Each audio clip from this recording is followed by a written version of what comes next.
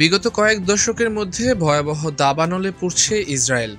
ধারণা করা হচ্ছে দখল করা জেরুজালেম অঞ্চলের আশেপাশেও এই দাবানল পৌঁছে যেতে শুরু করেছে। ইতিমধ্যে জরুরি অবস্থা জারি করা হয়েছে।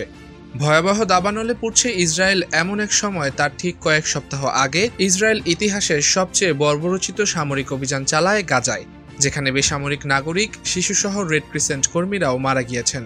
হাসপাতালগুলোকে গুঁড়িয়ে দিয়েছে, গাজা উপত্যকায় সকল স্থাপনা মাটির সাথে মিশিয়ে দিয়েছিল। আন্তর্জাতিক গণমাধ্যমের সংবাদকর্মীরাও নিহত হয়েছিল। বিশ্বজুড়ে যখন ইসরায়েলের এমন হত্যাকাণ্ডের প্রতিবাদে দেশে দেশে মুসলিম নাগরিকরা, ঠিক সেই সময়ে ইসরায়েল ভয়াবহ দাবানলে পুড়ে যাচ্ছে, যেখানে জেরুজালেমে যাওয়ার সড়ক পথ হারিয়ে যাচ্ছে।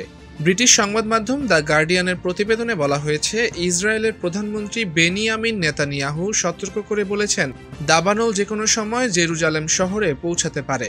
তিনি পরিস্থিতিকে জাতীয় জরুরি অবস্থা ঘোষণা করেছেন। স্থানীয় সময় গতকাল বুধবার জেরুজালেমের কাছাকাছি মহাসড়কের উপর ঘন ধোঁয়া উঠতে দেখা গেছে। ফায়ার সার্ভিসের কর্মীরা আগুন নিয়ন্ত্রণে আনতে ছুটে যান। এতে বেশ কয়েকজন আহত হয়েছেন। সহায়তার জন্য সেনাবাহিনী মোতায়েন করা হয়েছে। ইসরায়েলের ম্যাজেন ডেভিড অ্যাডাম MDA উদ্ধারকারী সংস্থা জানিয়েছে, গত কয়েক বছরের মধ্যে সবচেয়ে ভয়াবহ এই আগুনে শত শত বেসামরিক নাগরিক ঝুঁকির মুখে পড়েছে। MDA বলেছে, তারা প্রায় 23 জনকে চিকিৎসা দিয়েছে। তাদের মধ্যে 13 জনকে হাসপাতালে নেওয়া হয়েছে। বেশিরভাগই ধোঁয়ায় শ্বাস নেওয়া ও আগুনে পোড়ার কারণে অসুস্থ হয়েছে। এদের মধ্যে 2 জন গর্ভবতী নারী এবং 1 বছরের কম বয়সী 2টি শিশু রয়েছে। সংস্থাটি জানিয়েছে, সতর্কতা সর্বোচ্চ স্তরে উন্নীত করা হয়েছে।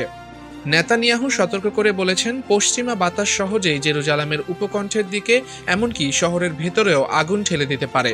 বুধবার এক ভিডিও বিবৃতিতে তিনি বলেন, আমাদের যত বেশি সম্ভব ফায়ার ইঞ্জিন আনতে হবে এবং বর্তমান অগ্নিকাণ্ডের রেখার অনেক বাইরে ফায়ার ব্রেক তৈরি করতে হবে। আমরা এখন জাতীয় জরুরি অবস্থার মধ্যে আছি, কেবল স্থানীয় নয়। এই মুহূর্তে অগ্রাধিকার হলো জেরুজালেমকে রক্ষা করা। পুলিশ জেরুজালেম তেল আবিব প্রধান মহাসড়ক বন্ধ করে দিয়েছে এবং আশপাশের বাসিন্দাদের সরিয়ে নিয়েছে।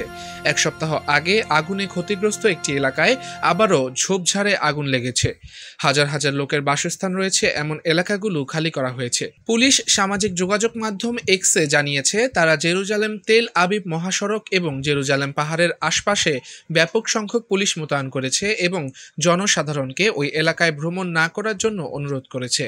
জেরুজালেমের প্রায় 30 কিলোমিটার 19 মাইল পশ্চিমে অবস্থিত বসতি থেকে লোকজনকে সরিয়ে নেওয়া হয়েছে। পুলিশ এক বিবৃতিতে বলেছে, উচ্চ তাপমাত্রা ও প্রবল বাতাসের কারণে বনাঞ্চলে আগুন দ্রুত ছড়িয়ে পড়েছে। এর ফলে কমপক্ষে 5টি লোকালয় থেকে লোকজন সরিয়ে নেওয়া হয়েছে।